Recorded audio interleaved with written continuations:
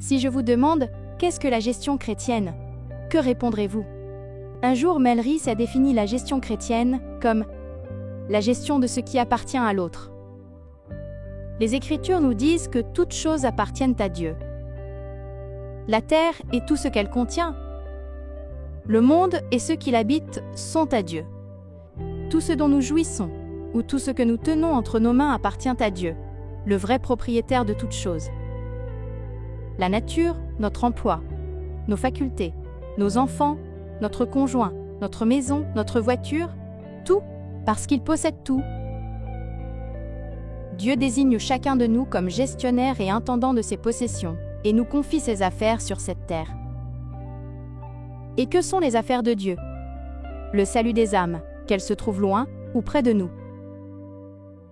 De nombreux chrétiens reconnaissent la souveraineté de Dieu dans 4 domaines, communément appelés les 4 T de la gestion chrétienne. L'auteur Julian Archer a étendu cette liste à 5, puis 6, puis 7 éléments, jusqu'à ce que des membres des communautés Apache et Navajo lui en montrent un 8e. Il parle maintenant des 8 T d'une vie reconnaissante. Le temps, donner à Dieu et à son œuvre la première et la meilleure partie de chaque jour. Les talents, utiliser les capacités données par Dieu pour le servir. Le trésor, fidélité dans les dîmes, offrandes et autres biens. Le témoignage, partager fidèlement ce que Dieu a fait et fait dans ma vie. Le temple, prendre soin de mon esprit et de mon corps pour le service de Dieu. Le territoire, prendre soin de la terre et de l'environnement qui me sont confiés. La vérité, étudier, quotidiennement protéger et partager fidèlement la parole de Dieu.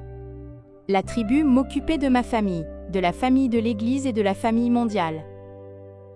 Ces T représentent les nombreuses choses que Dieu nous confie, à être utilisées avec soin et en prière pour sa gloire.